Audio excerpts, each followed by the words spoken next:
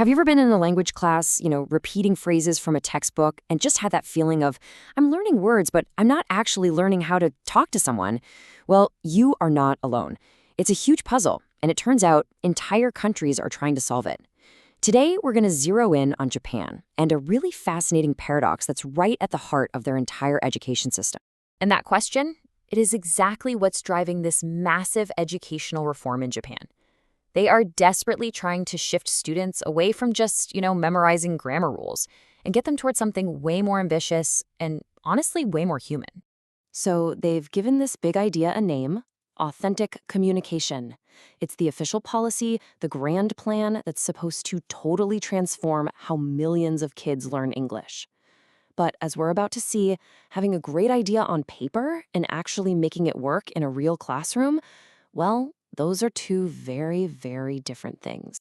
Okay, so to really get a handle on the challenge here, we have to be super clear on the goal itself. What does Japan actually mean when they talk about authentic communication?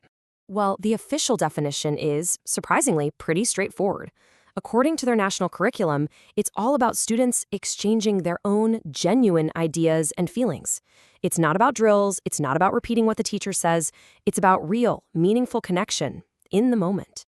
And get this isn't some brand new fad. Japan has been chipping away at this for decades. It started with these little research schools back in the 90s, then they rolled out English activities, and now, since 2020, English is a full-blown formal subject. And this latest phase, it's brought a whole new type of teacher into the mix, which has created a really interesting dynamic. And that brings us to the main players in our story, two very different kinds of teachers. They're both given the exact same goal, but they are coming at it from completely opposite directions. So on one side, you have the homeroom teacher, or the HRT. These are the generalists. They're with their students all day, every day. Their superpower is building that classroom community, that rapport.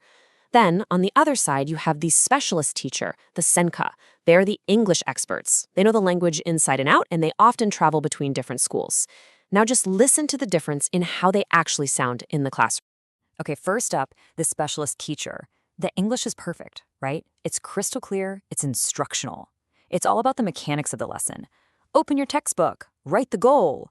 It's very focused on the form of the language. Now listen to the homeroom teacher. They're having a real personal chat with a student about their birthday. I mean, this is it. This is pure, authentic communication.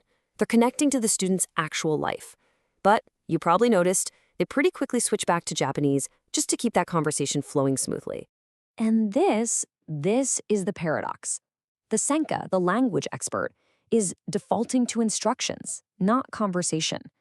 And the HRT, the communication expert, is having all these authentic moments, but they're not happening in English. So what on earth is going on here? Well, to crack this puzzle, researchers had to look past the teaching methods, past the language skills. They had to look at something way more fundamental, how the teachers themselves were feeling. Because it turns out, this isn't a story about ability. It's a story about anxiety. The choices these teachers are making, moment to moment in the classroom, are being driven by their deepest professional fears. And when you see the data, wow, it is stark. When you ask them about anxiety over their own English ability, almost 66% of homeroom teachers say, yep, I'm anxious. For the specialist teachers, just 26%. I mean, this one chart explains so much. The HRTs feel insecure about their English, so in those spontaneous, authentic moments, they retreat to Japanese, the language where they feel safe. But it's not just about the language. Their other anxieties are polar opposites too. The HRTs are much more worried about just conducting an effective lesson in general.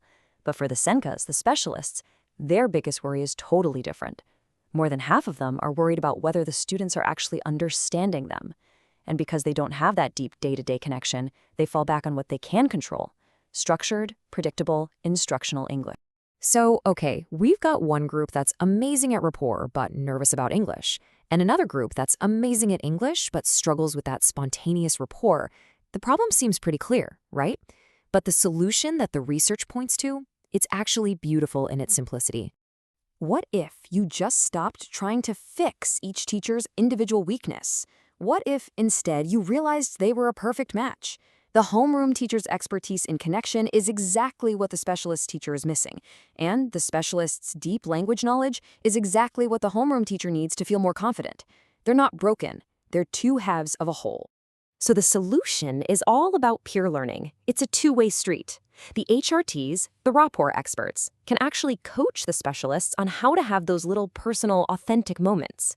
And in return, the specialists, the language experts, can give the HRTs a kind of toolkit of simple, high-impact English phrases they can use in those exact situations, building their confidence one conversation at a time. And here's the best part. This isn't just some clever idea on a piece of paper. The researchers are now taking this insight and turning it into a real-world program for teachers. Their research is now moving into its next stage. They're actually developing and getting ready to pilot a collaborative, in-school training program.